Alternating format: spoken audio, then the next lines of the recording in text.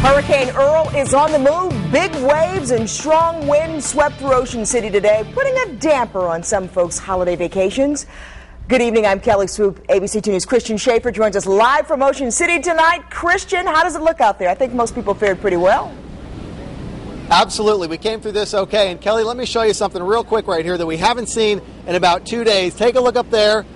That is some blue sky over Ocean City. Hurricane Earl now moving up the coast and away from us finally. Of course, it is still kicking up some very rough seas here. Beach access is the beach is open, but they don't want swimmers going in the water because of the rough surf that's been kicked up by Hurricane Earl. They've been worried all week about street flooding downtown. We're here at about 17th Street on the boardwalk, but if you wanted to find any of that flooding, you had to go all the way down to the end of the inlet until you couldn't go any further.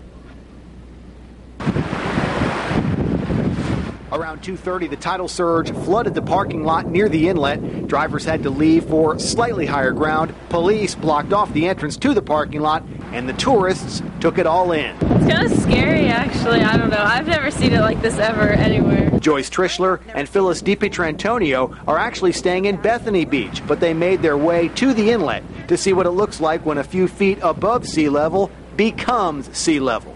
Earl didn't come to see us, so we came down to see him.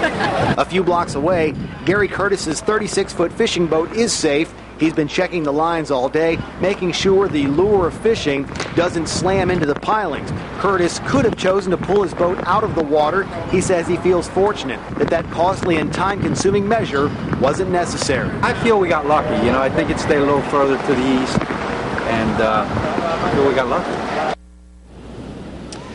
Yeah, I got a couple people out here just checking out the surf, seeing what it looks like. They would prefer it if people didn't even walk in the water because the potential for a large wave is still there. However, that's going to get less and less as the evening goes on, and by tomorrow they're hoping to reopen the beach fully. But once again, the only flooding we saw was down at the inlet in the parking lot. I just got back from driving around parts of downtown Ocean City. There was no flooding in the parts that you think there might be, Philadelphia Road and those other places where it typically does flood. It did not do that this time. We're going to talk about that more coming up at 6. For now, we're live in Ocean City. Christian Schaefer, ABC 2 News.